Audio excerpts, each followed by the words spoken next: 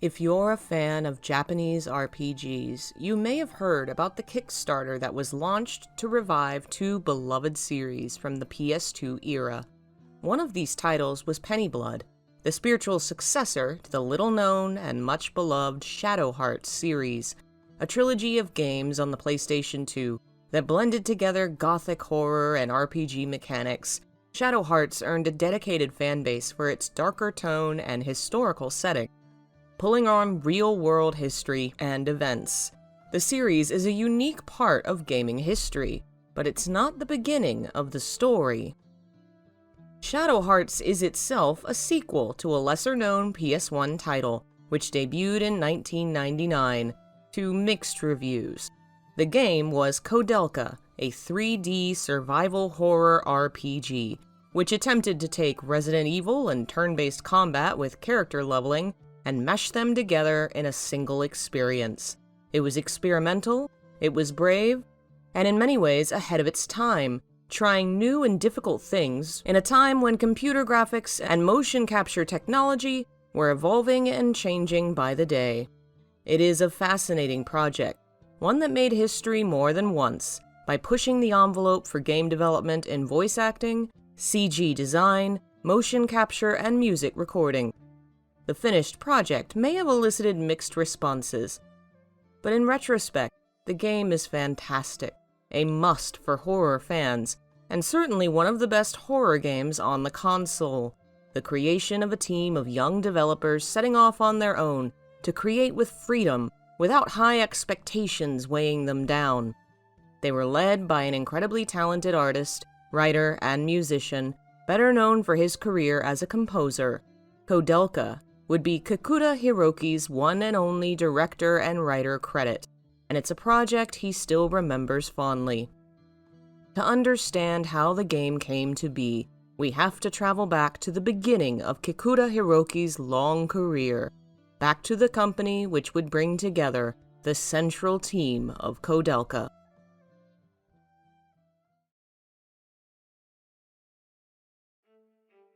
Kikuta Hiroki was born in 1962 in the Aichi Prefecture of Japan, in an area he describes as rural.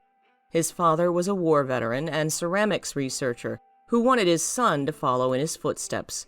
But by elementary school, it was clear Kikuta had little interest in kilns or clay, but he was very much a fan of reading.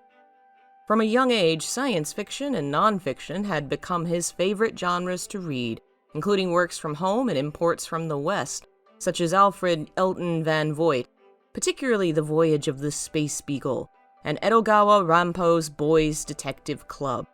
He read nonfiction about NASA's space explorations, archaeological research, and undersea voyages. In junior high, he was fascinated by the works of Tsutsui Yasutaka, who is little known in the West, though two of his works have been adapted into major animated films, Paprika and The Girl Who Leapt Through Time. Kikuta found his way into art through the Gundam series, which made him want to draw for the first time. The world of Gundam, particularly Space Runway Ideon, felt like the perfect blend of human drama and science fiction, and sparked Kikuta's interest in creation. A novelization of Gundam showed him that anyone, not just novelists, could write a story, and inspired him to write stories of his own. He would attend Kansai University, majoring in religion and philosophy. While there, he entered a manga club that would inspire his choice of career. It was a large group of like-minded fans who came together to draw, and each month would publish a collection of works. It was freewheeling and had little oversight. You could draw what you wanted. It encouraged expression and creativity, and inspired Kikuta to consider a career as a manga artist. That's just what he did once he graduated in 1985. He stayed in touch with some of his friends from the club, particularly Murata Atsutoshi, who was also in a band with Kikuta. Kikuta had been interested in music for some time. He was completely self-taught and had been composing since he was 12, but there were no college clubs for it, so it remained a hobby. But his friend Murata would encourage him to keep at it. Murata became a programmer at a graphics lab working on CG and taught Kikuta some of the techniques, while also encouraging him to try his hand at making music professionally. Murata had the instruments, and Kikuta would visit and compose every so often.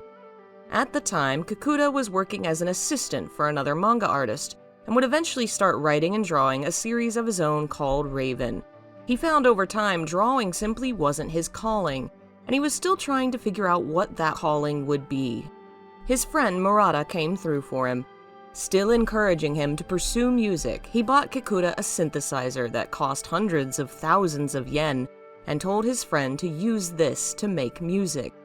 So he did. His first demos led to the start of his music career, which began in anime, making soundtracks for shows like The Legend of Snow White. He was looking for a stable career that would allow him to continue working creatively on the side. The manga field was too difficult, not to mention financially unstable. Considering his options, he decided to start sending his music to game companies. Kikuta grew up on video games, especially arcade games and fighting series like Virtua Fighter. He was hooked on Namco. He played Xevious, was addicted to the game Bosconian. During hot summers, he'd stay in the air-conditioned arcades playing all day until he was asked to go home. But the companies he ended up applying to, he had no experience with. The first was Falcom, who turned him down. The second was Squaresoft. He sent them his demo tape, not expecting to hear anything, and was surprised when he was called in for an interview. He put on a suit and tie and rode the subway over to Asakusa, where Square's offices were centered at the time. Two men would interview him, Ito Kenji and Umatsu Nobuo, legends in the game's music industry. Both of them were still early in their careers at the time, Umatsu having joined Square about 5 years before, and Ito only a year earlier. Kikuta entered the office with no expectations. He was sure they were going to turn him down. To his surprise, Umatsu addressed him, asking a question about the demo tape. "So you like progressive rock, huh? That song on your demo reel reminds me of Alan Holdsworth." To Kikuta's shock, they had a connection, an interest in similar music. They had a delightful time discussing how they could reproduce a Holdsworth-esque guitar sound, and before long, Kikuta had the job. Over 100 people had applied, and only he became a Squaresoft composer in 1991. His early work consisted of debugging for Final Fantasy IV. It wouldn't be until his second project that he would create sound, assisting Ito Kenji on Romancing Saga, where he would create all the sword battle sound effects. After Saga, Ito was meant to be the composer for the second game in the Mana series, but was unable to do so the project was handed to Kikuta. It became his first full video game soundtrack. He refers to that time as his sleeping bag era, as he worked long hours late into the night and would often sleep in the office. Squaresoft at the time had a policy of one musician, one project, so Kikuta didn't often work together with other musicians, but it was a relaxed environment overall.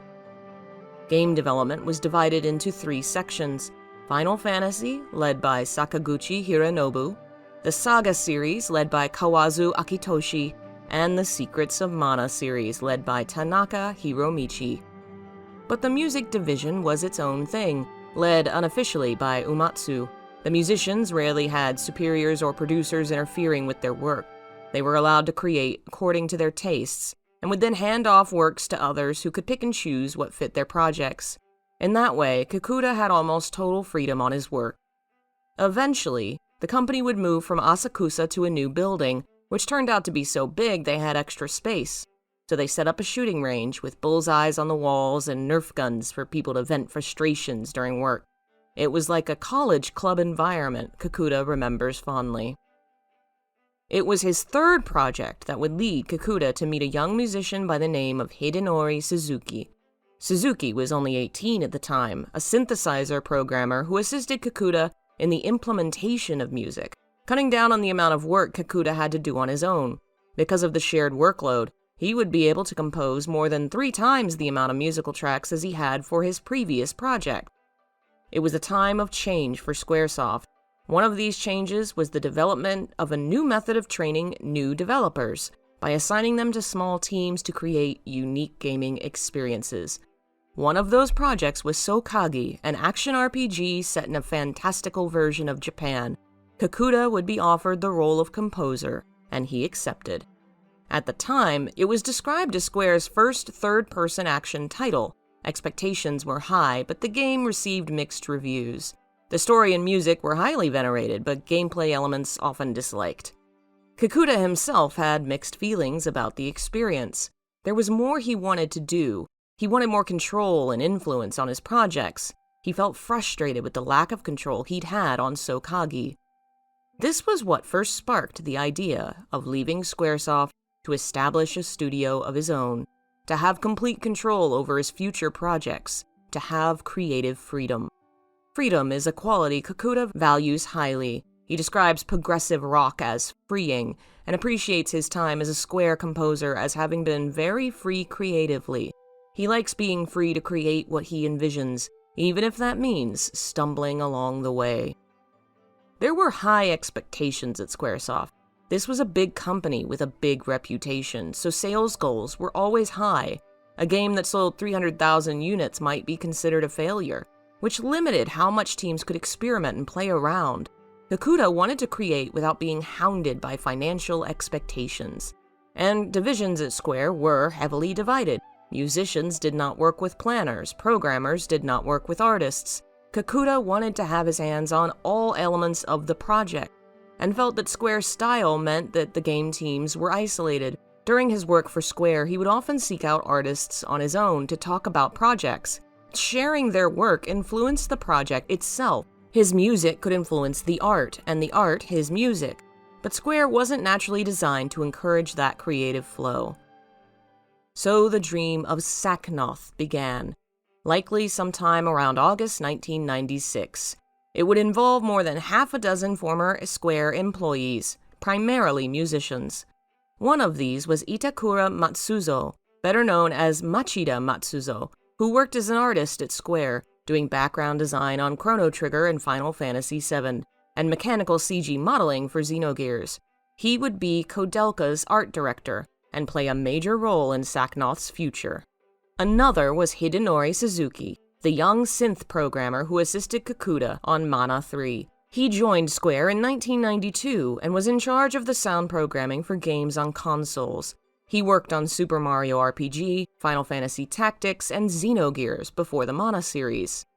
Many of Saknoth's establishing members came from Mana 3. One was Hirota Yoshitaka, who not only worked at Square, but was also performing in a band and DJing at night. He wanted to keep his love of music and performance alive. He came to Square through his friendship with Matsuda Yasunori. He'd been having money troubles when Matsuda invited him to apply at the company. Feeling rather aimless at the time, he thought he'd give it a try. He would go on to work on sound effects for Final Fantasy, Parasite Eve, Front Mission, Chrono Trigger, and Mana 3. For Final Fantasy VII, he would create the sound effects for the famous Knights of the Round summon, which took him no less than a week. Asari Naoko was a freelance musician who worked on projects for Square, and may have met the Saknoth team during that time. She's worked on music for anime, movies, television, and games since 1981, most famously working on sound direction for Studio Ghibli before going independent. In games, she was in charge of audio production for Xenogears and voice editing for Xenosaga. Mitome Kazumi was a sound composer who created music for games as well as anime and J-pop. She started at Square in 1993, working on Romancing Saga 2, Live Alive, and Mana 3. Junya Kuroda started at Square around 1996, working on sound effects for the Chocobo Dungeon series, Bushido Blade, and Xenosaga, as well as voice editing once voiceovers became a norm in the industry. A Mana 3 programmer would join Saknoth, Yoshiida Satoru. He started at Square in '91 and was the main programmer on the first Mana game, then worked on battle and monster programming for Romancing Saga and Mana 2. Ohashi Goro was a game designer who worked on map design for Mana, battle design on Mana 3 and Final Fantasy VII. Another Square planner, Sakamoto Yuko, who worked on Frontier Saga, would also leave Square for Saknoth. These people were likely the earliest establishing members of what would become the company Saknoth, who met at Square and either left the company together or came together over the period of about a year, before Koudelka officially began development. They weren't the only game veterans who would come to Saknoth. 2 team members came from Resident Evil 2, including Nagano Hiroshi, who would play a major role in the game's development, working on debugging and background design, and Yamamoto Yoshihiro, an animator who would work on motion design. While Mishima Koji was a debugger in 1992, his role in Koudelka would seem to be large, perhaps overseeing the programmers as a whole, while also working on field and monster programming and designing all the monsters of the game himself. Most of the people working on Koudelka, however, were working on their first game. More than half of the game's developers were new to the industry, having come from other fields or were fresh out of school. Saknoth would be officially established in 1997, with sponsorship from SNK financing the venture, and in fall of that year, Koudelka's development would begin.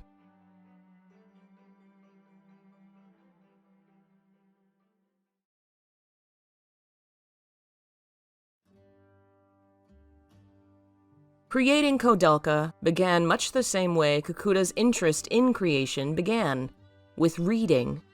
He would read over 100 books by the end of the project.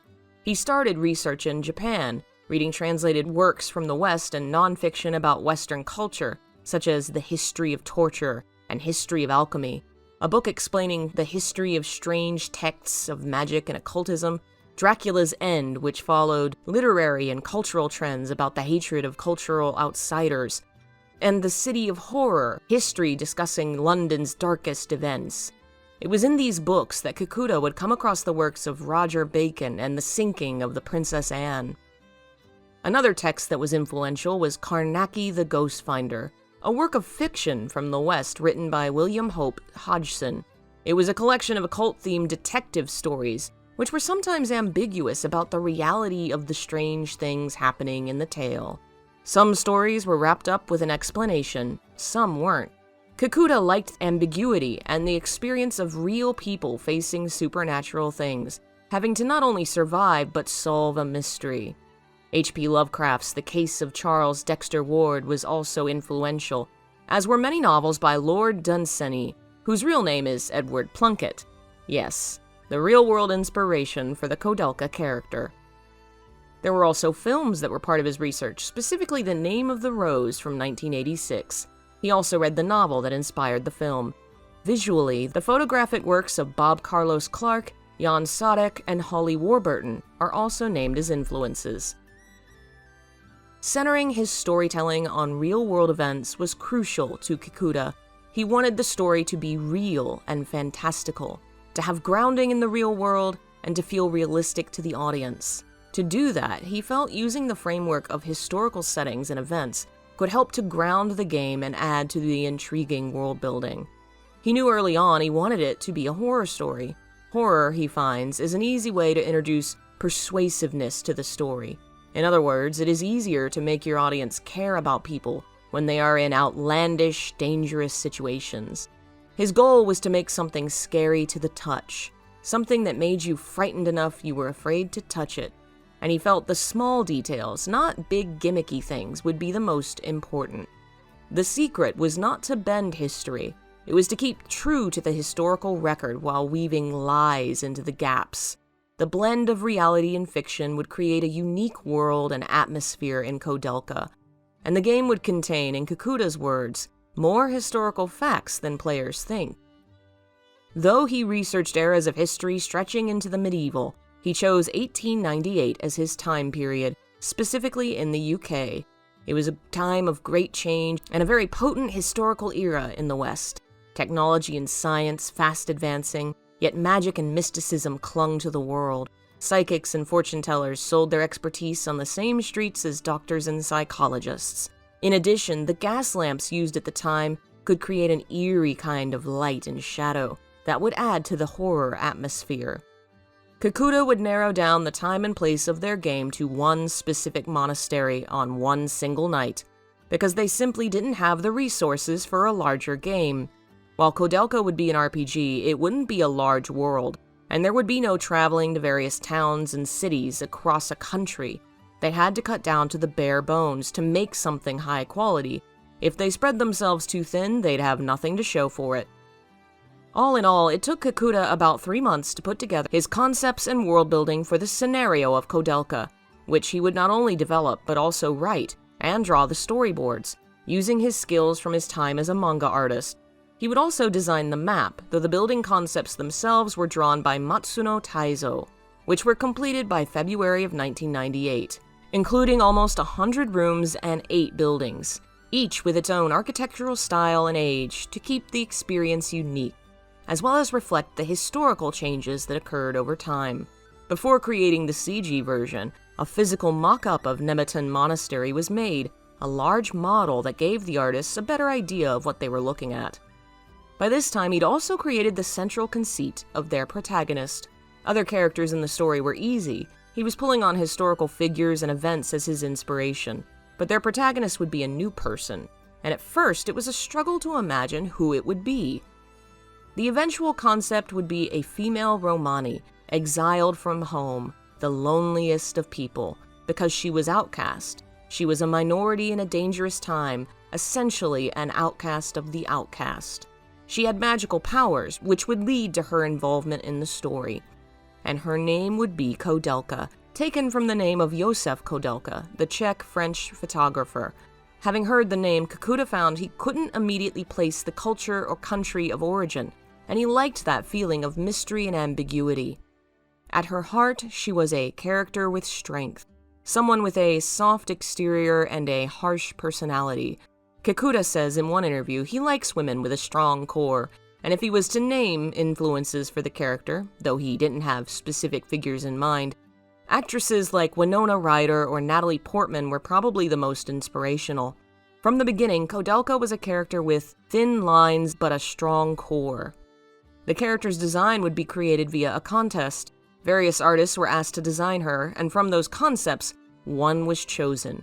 The winner was a piece from artist Iwahara Yuji, drawn on March 26, 1998. He would draw more than 100 works of art for the game, including dozens of Koudelka, the first of which was this image, of Koudelka alongside a gargoyle. While the game was in development, he would also write and draw the accompanying manga, as well as many promotional images. It was not the final design, but it was a starting point, as Koudelka's character would go through vast changes, as the limitations of their technology created problems with the design. It would be at least 6 months before her design was finalized and her model completed. The problem was that CG was still incredibly new in video games, and major leaps in technology were happening constantly. Much of Koudelka's development time was used figuring out these technologies and how best to implement them. There were no resources to go to for assistance when it came to these new programs. CG in games was still blazing a new trail. They had to figure it out for themselves. Other characters were not as difficult to develop as Koudelka. Edward was drawn from history. His design would portray a blend of criminality and heroism, hinting at his dual nature.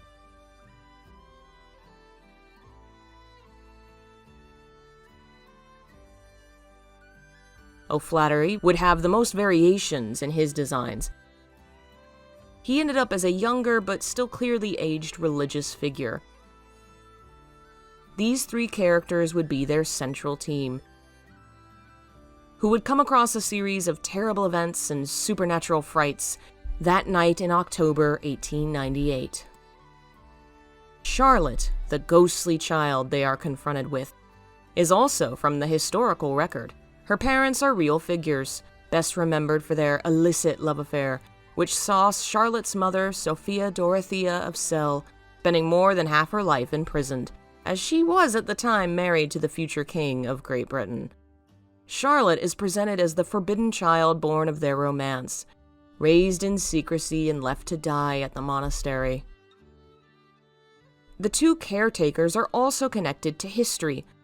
Ogden Hartman is said to have been the captain of the Princess Alice, which struck a coal steamer and sank, drowning most of the passengers and crew. The SS Princess Alice was a British paddle steamer that collided with the collier SS Bywell Castle on the Thames in September of 1878. Nearly 700 people died, making it the greatest loss of life of any water accident in the British Isles. And of course, there was Roger Bacon. the immortal magician whose research is central to the plot of Koudelka. He's based on the historical Roger Bacon, an English philosopher and friar. There's also Saint Daniel, who's mentioned as the creator of the monastery. He may not be real, but his brother is based on Johann Scotus Erugenia, or John the Scot. More than the characters and events come from history. Much of the world building is drawn from historical research and occultism, such as the Four Moors, mentioned in the Emigre manuscript, a reference to the mythical Fomorians of Celtic myth. The magical systems are built upon Western alchemy and occultism. The symbols associated with the techniques come from real-world grimoires and traditions such as Kabbalah. The amount of detail and creativity in the blend of these many histories, traditions, and myths is truly astounding, and creates a beautiful, realistic world that feels as if it could almost be real in how closely tied it is to our own.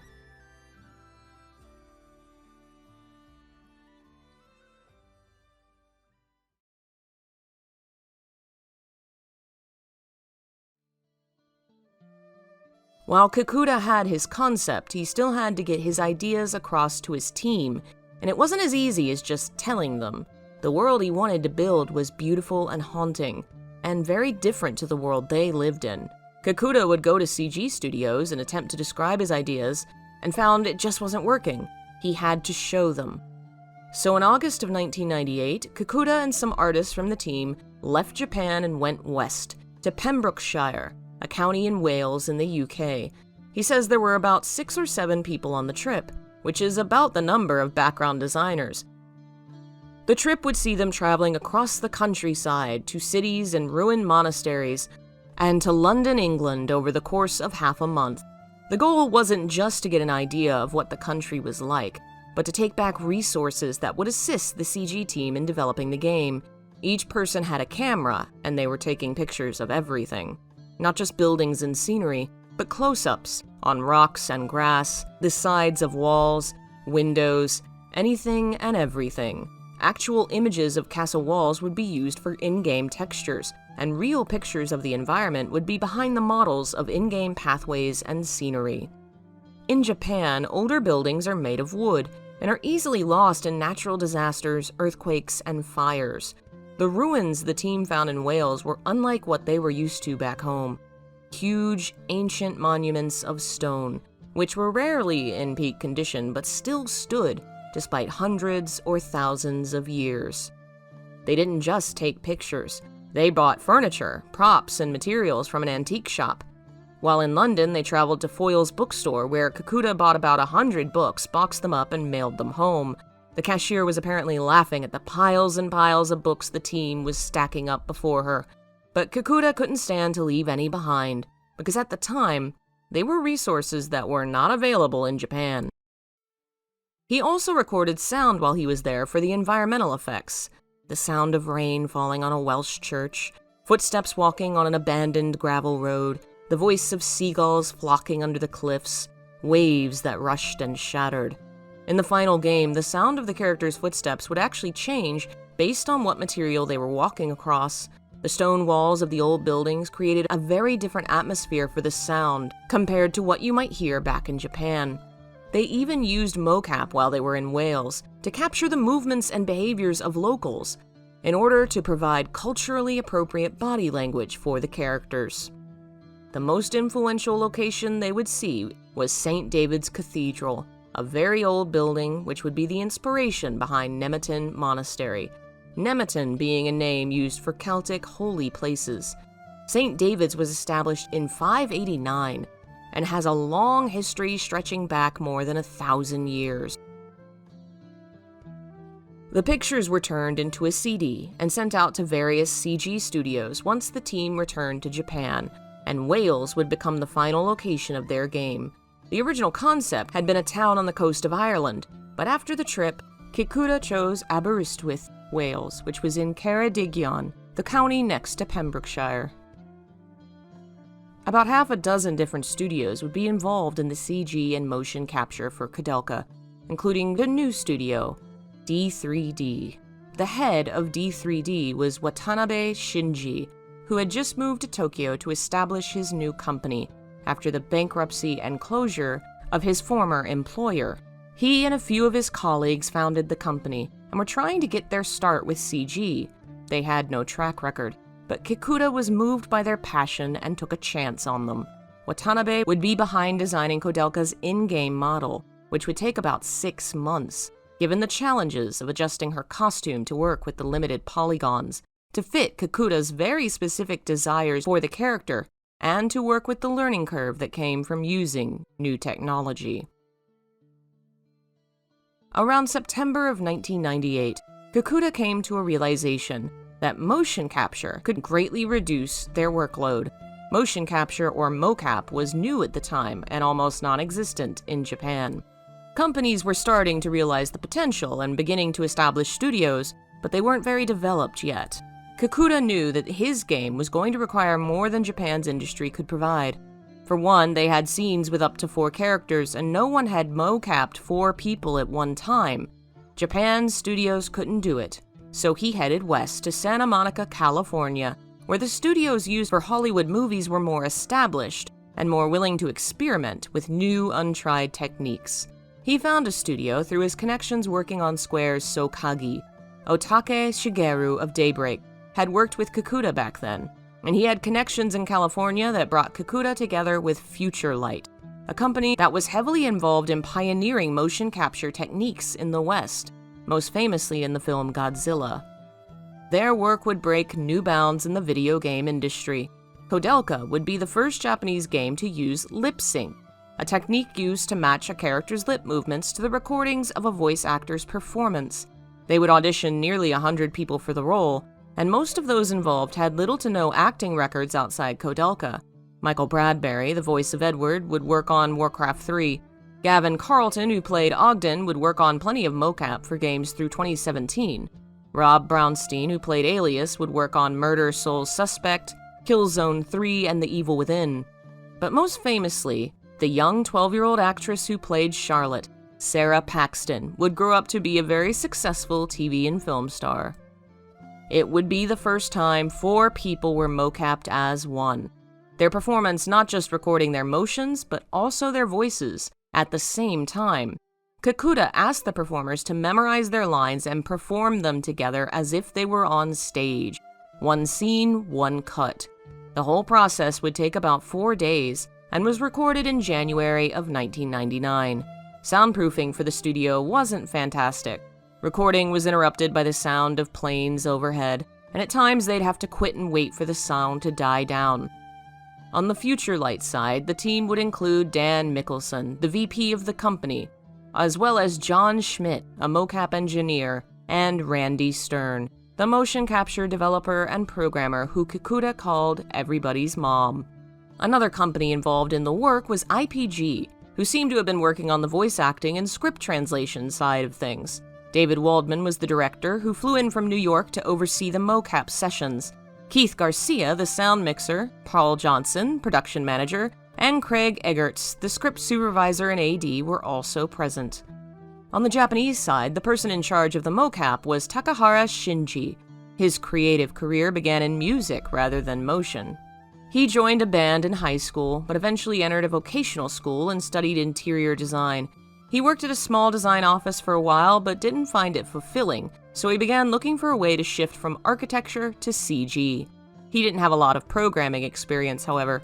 In high school, he and his friends designed games, but he was always the writer and musician, not involved in the technical side. Eventually, he bought a Mac, Photoshop, and a 3D rendering software and taught himself to try and break into the industry. Eventually, he found his way to Sony Computer Entertainment, working on various baseball titles, which is what originally piqued his interest in motion in games.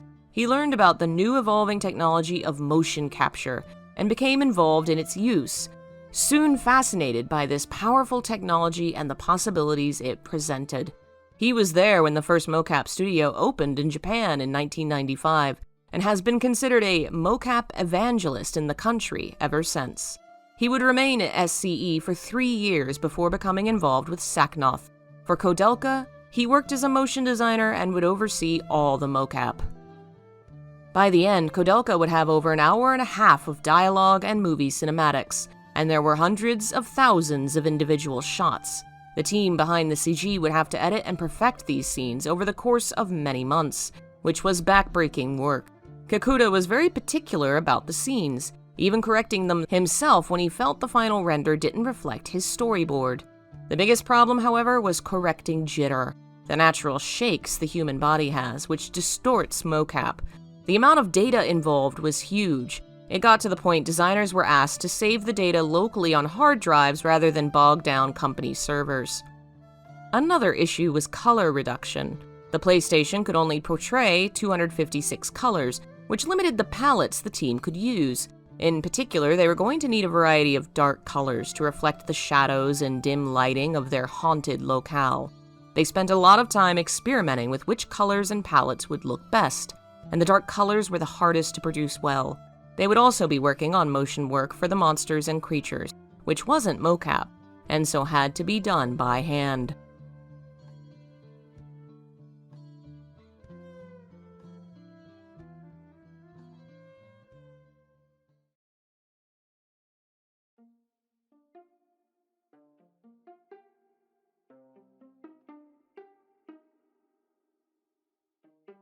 Of course, Kikuta would be behind the soundtrack for Koudelka, composing all the works, which took about 6 months. But he wasn't sure he'd be able to record them in Japan. Their game was set in Wales, and they'd been heavily focused on creating the sensation you were present there, and sound is different in an old stone building. He wanted to record the soundtrack in a church, but Japan didn't have the resources, and so it was back to England again, where the soundtrack would be recorded at Air Studios, a converted church, an old stone building adapted to record music. It was exactly the environment he needed, but Kikuta didn't have the time to be present himself.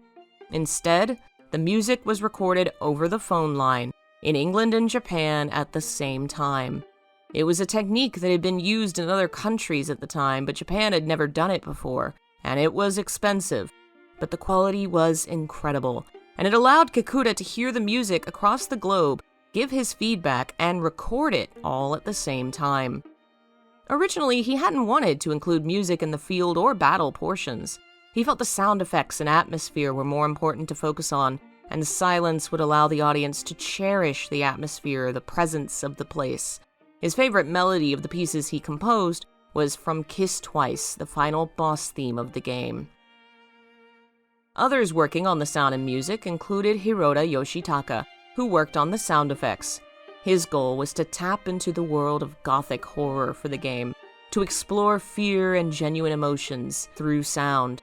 He was careful about creating the sounds. For the effect of feet stepping across a pile of bones, he went to a meat market and bought a real collection of animal bones. He also remembers working hard on the sound of monsters' limbs waving through the air. The project would run from the fall of 1997 to the end of 1999, with a central team of about 30 people. Originally, Kikuta wanted the game to release in October on the same day the events were said to happen, but they couldn't meet the deadline. Instead, it released in Japan in December of 1999, in the US that following June, and in the UK in September. In its home country, it was released along with a special CD, and in its first week sold about 20,000 units. More than half its sales would come from the United States, and in total it would hit about 100K in its first year. Responses were mixed. Some reviewers were truly moved by the haunting gothic atmosphere and incredible CG environments.